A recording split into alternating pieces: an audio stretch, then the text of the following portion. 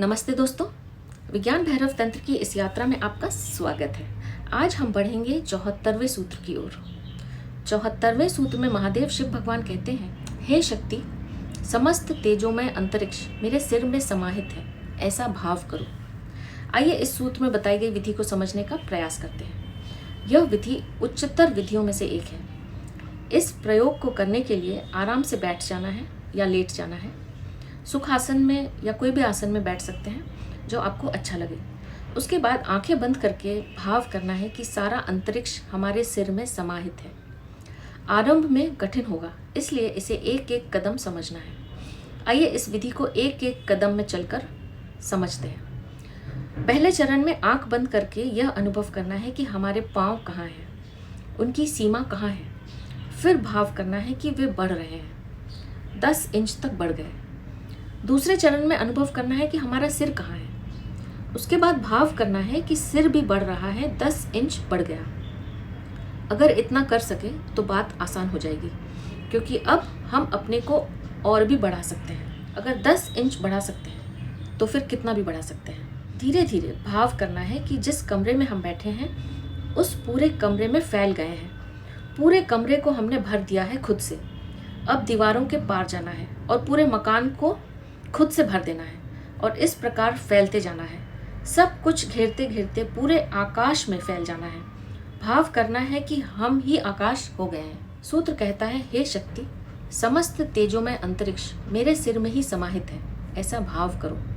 जब हम आंखें बंद करके यह अनुभव करते हैं कि हम आकाश हो गए हैं, सारा अंतरिक्ष हमारे सिर में समाहित है, तब क्या होता है?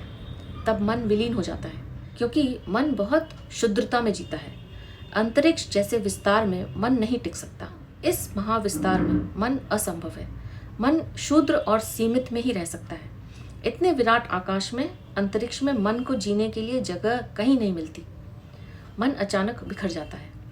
इस विधि का प्रयोग कदम कदम करना है, स्टेप बाय स्टेप करना है, क्योंकि एक बार में ही करने से हमारा सिर चकराने लगेगा। इसलिए अनेक परंपराओं में इस विधि के प्रयोग में बहुत सावधानी बरती जाती है। इसलिए क्रमशः बढ़ना है, धीरे धीरे चलना है। कुछ दिनों के लिए केवल कमरे तक फैलना है, अगले महीने से आगे और फैलना है। यह तैयारी भर है। किस बात की तैयारी? इस बात की तैयारी है कि धीरे धीरे हम जो भी भाव करना चाहें वह कर सकते हैं। हमारा आंतरिक चित्त भाव करने के लिए स्वतंत्र है। उसे कुछ भी भाव करने की कोई बाधा नहीं है। यह हमारा भाव है। हम चाहें तो फैलकर बड़े हो सकते हैं और चाहें तो सिकुड़ कर छोटे भी हो सकते हैं, और हमें वैसा ही बोध होने लगेगा।